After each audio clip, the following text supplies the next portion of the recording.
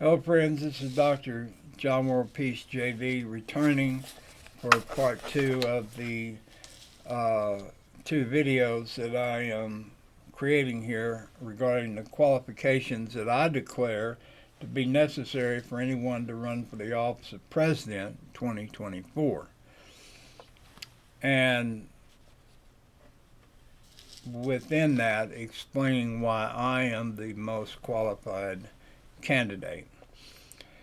I am running a um, no affiliation to any party uh, campaign, write-in campaign at this point.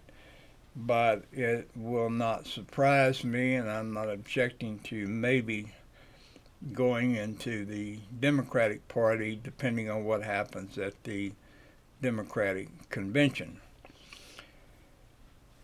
All right, next, I believe a candidate for president must have an accounting or economics degree.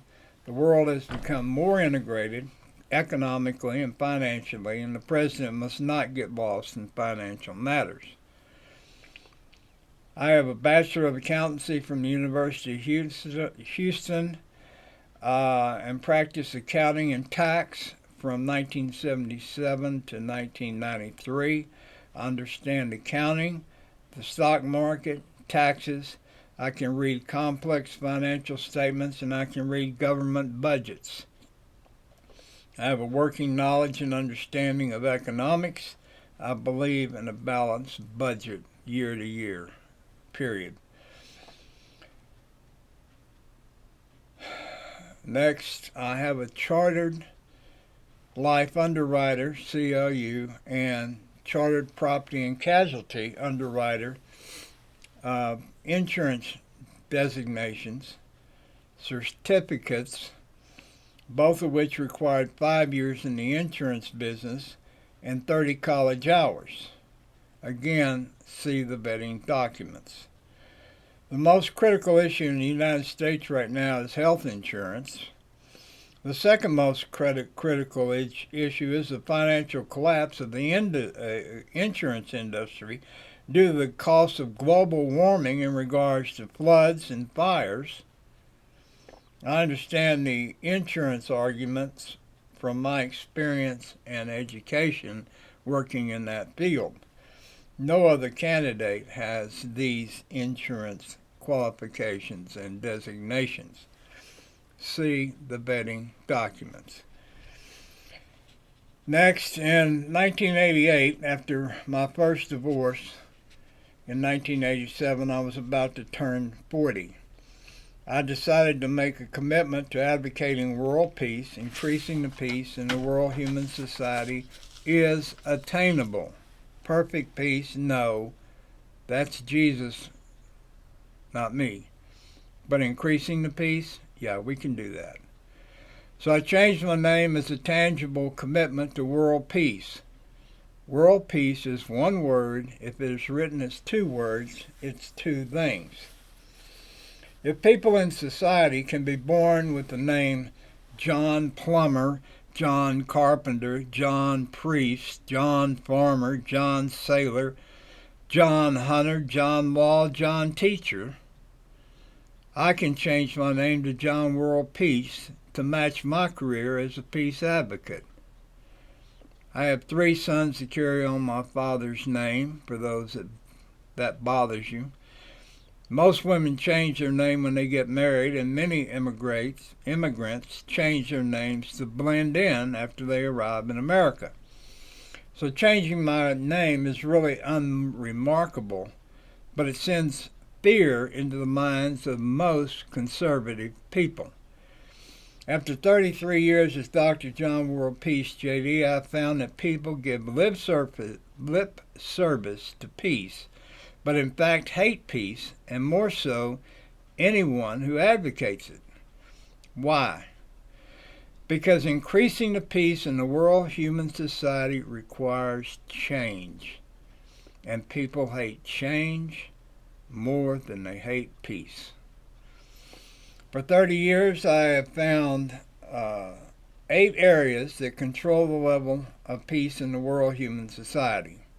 the major players: government politics, religious bureaucracies, the legal and justice system, universities, global corporations, social media, financial markets, the United Nations.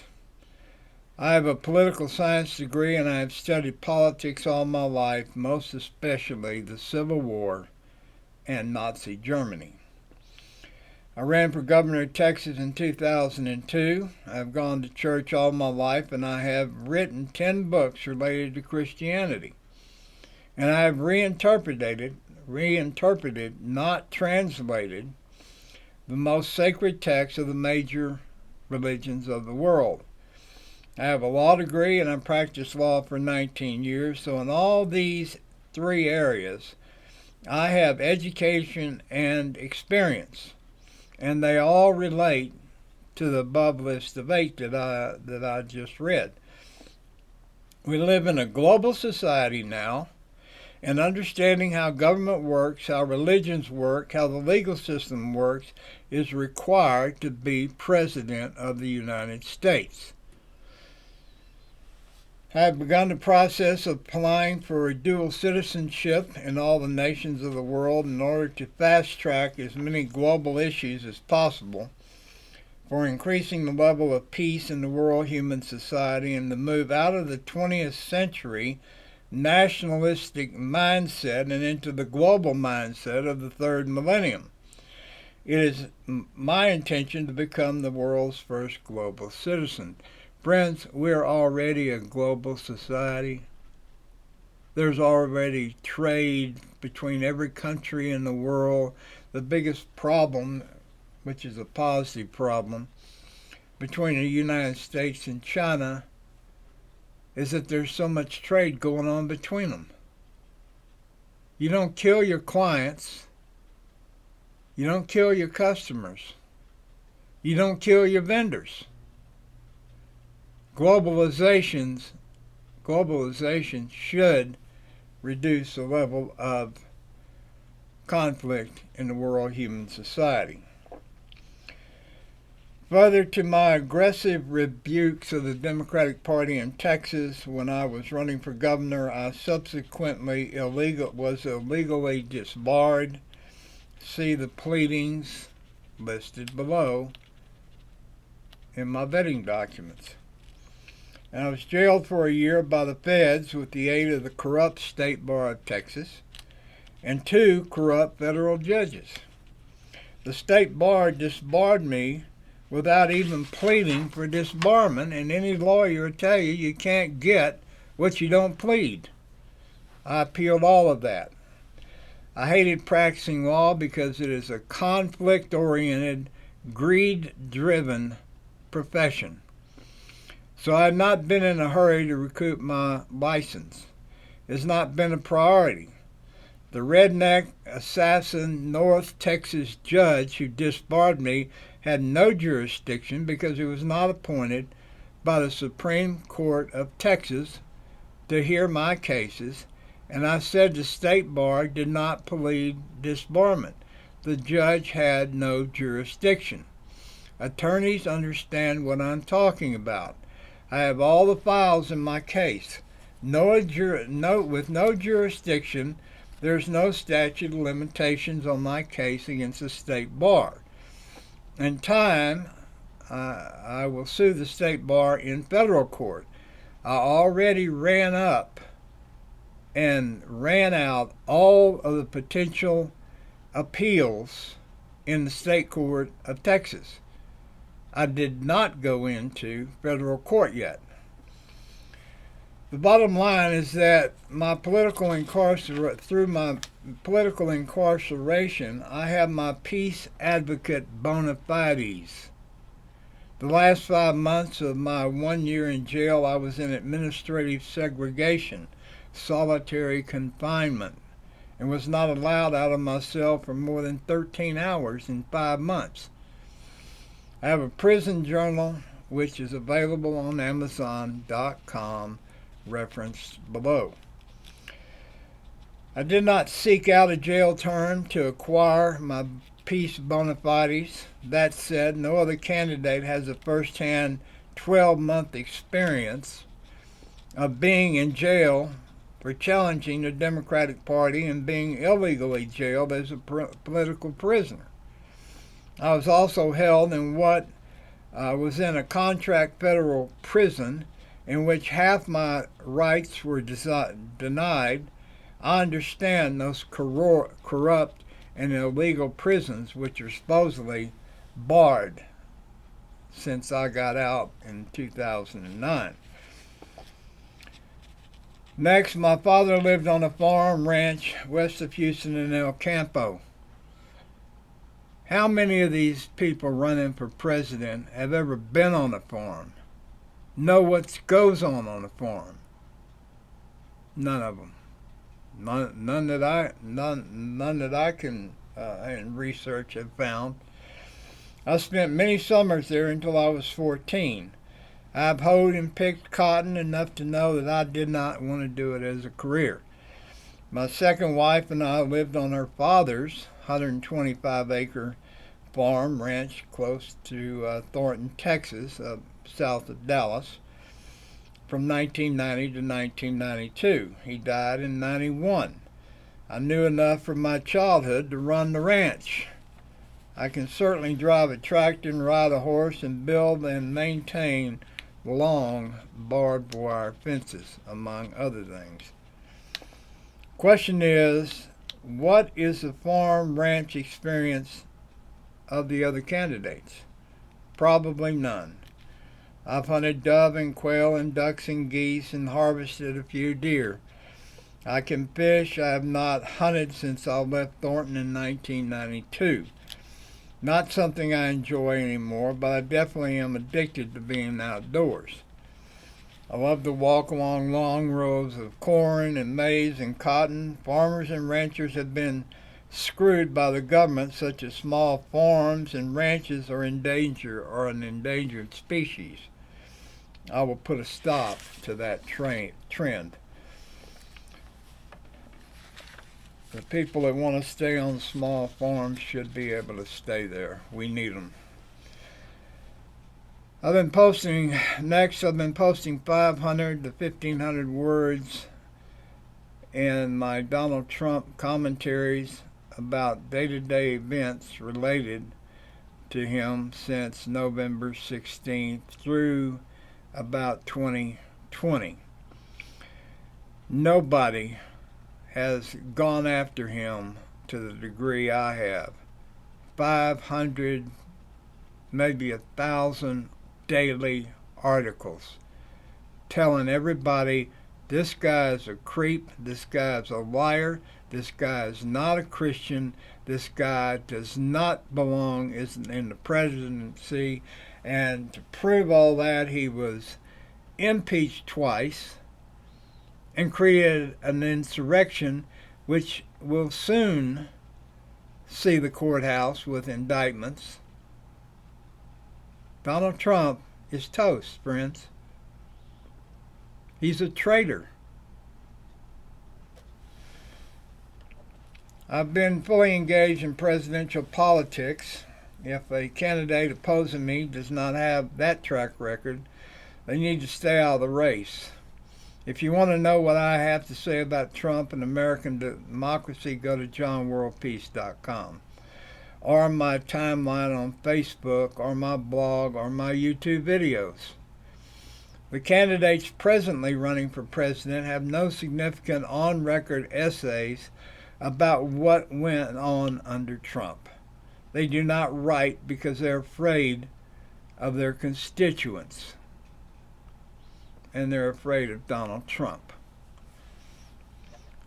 They're all just a bunch of children, everybody running against him, except that little Napoleon 5'5" Ron DeSantis, who's an idiot in his own rights, and who incidentally was involved in Gitmo, Guantanamo Bay, Cuba, the most notorious prison on the planet run by the United States of America.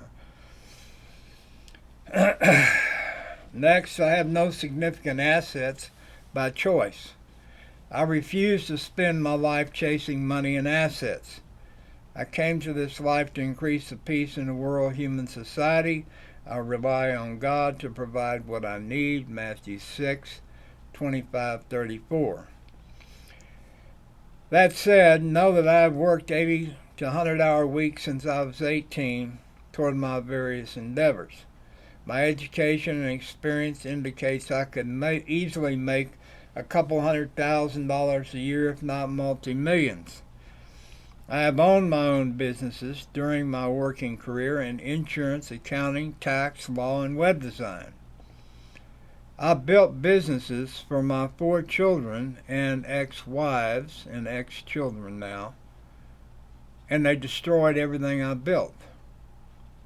And the assets and the potential at the time that accounting was changing over into computerized accounting in the early 80s, and in the web design business in the early 2000s, the potential was millions and billions, as everybody knows. And all 4 of my children and my ex-wife, the first one, and to a degree the second one, destroyed everything that I built. And I've got the proof, but I didn't care to be an administrator of money. I am a creator. I created those businesses, got them functioning at the top capacity, and then they were destroyed. That's life in the big city. Children are of your body, not your soul. That's why there's so many black sheep in so many families. The kids' spiritual seed, spiritual clan is not matched up. And so you have children that are not on the same program with parents, but you also have some very lucky parents where both parents and the children are all from the same clan, spiritual clan. That's all I have to say about that. I have disengaged from ex-wives and ex-children, 5 ex-wives, significant relationships, and have been alone for 8 years by choice. Alone, but definitely not lonely, and definitely very busy.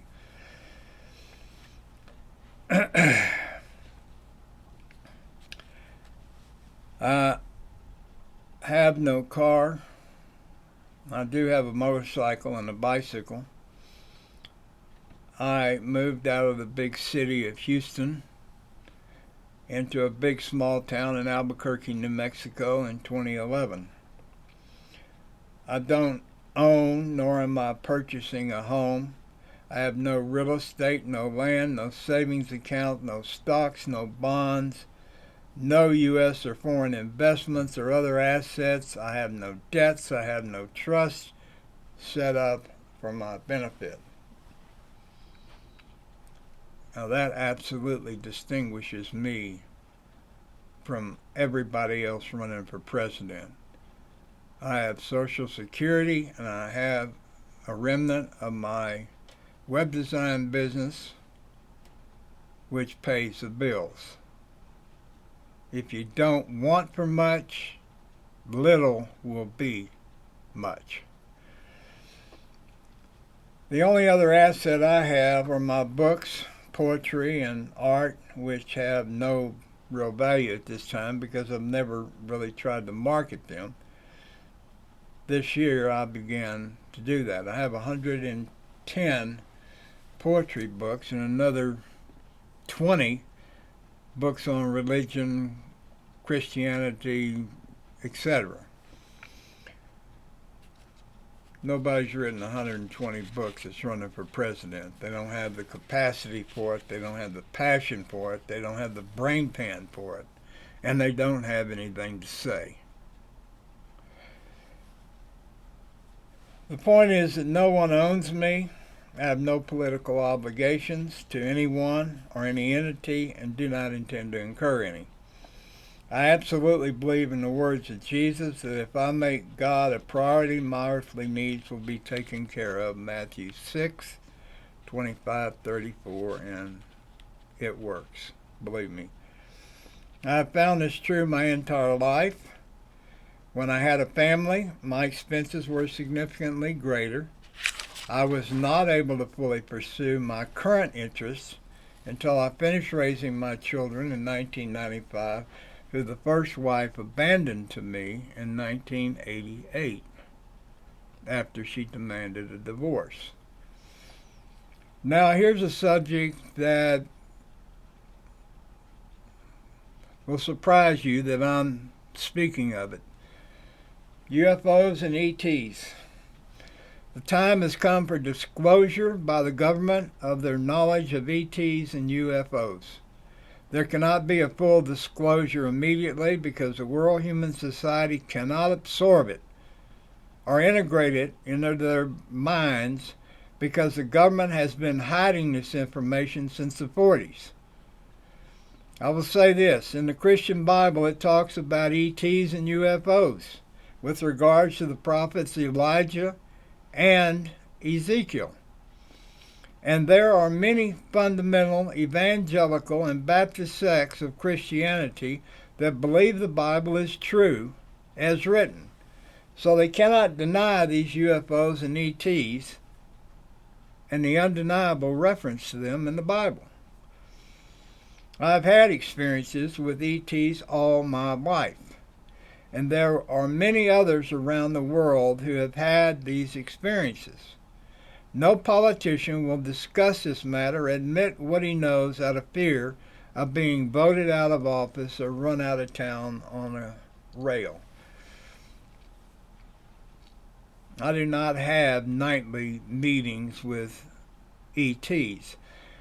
The nature of God and angels and ETs is that they plant these thoughts in your mind. And through meditation and prayer and study, you can understand what you're hearing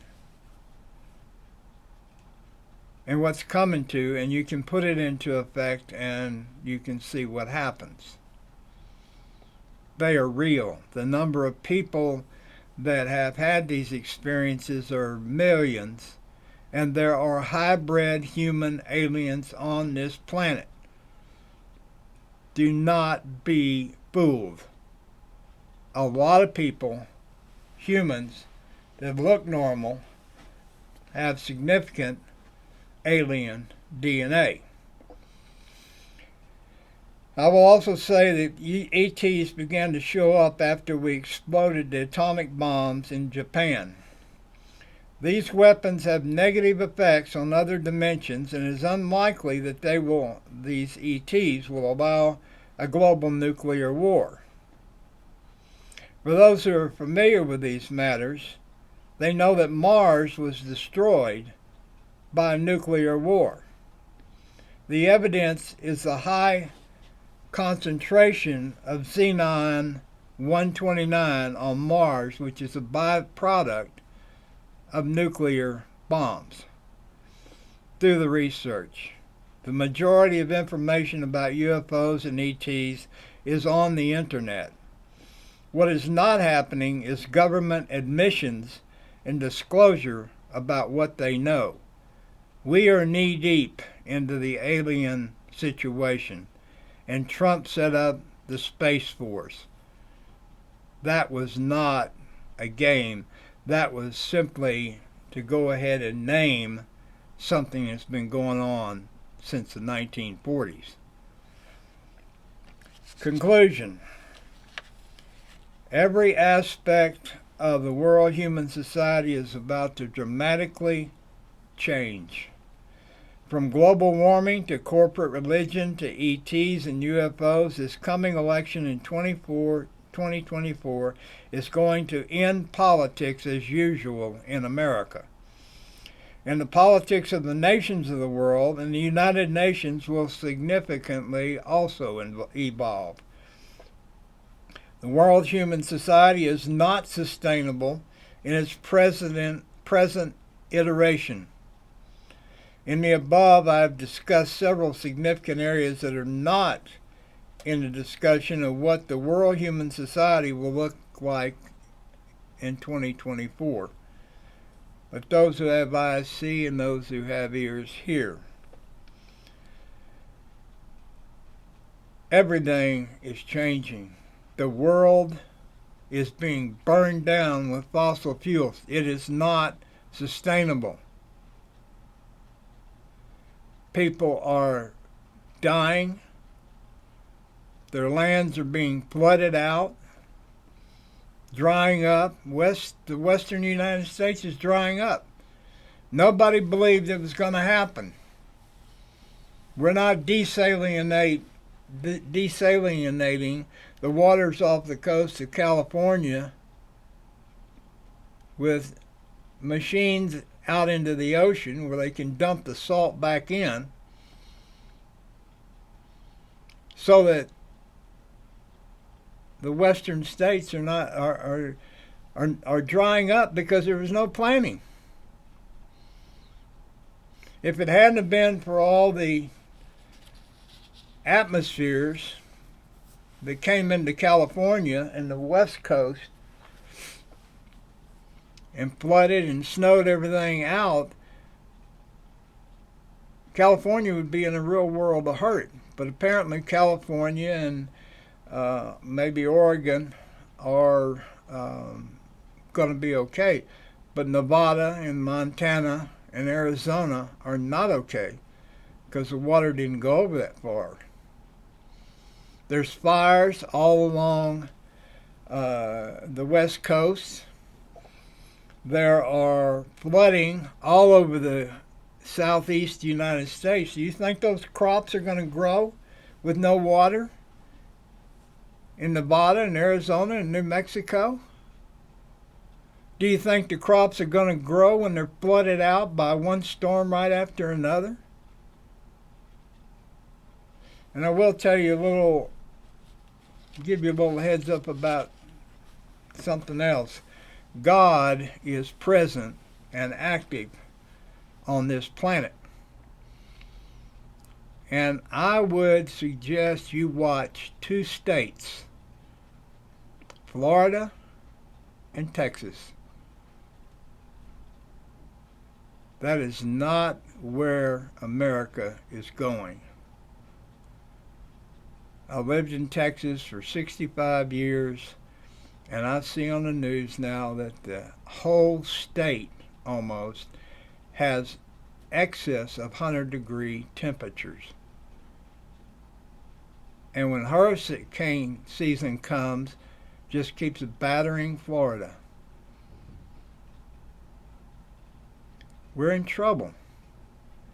It's not going to get any better unless we get rid of fossil fuels, and the ET 0-point energy, the Tesla 0-point energy is there.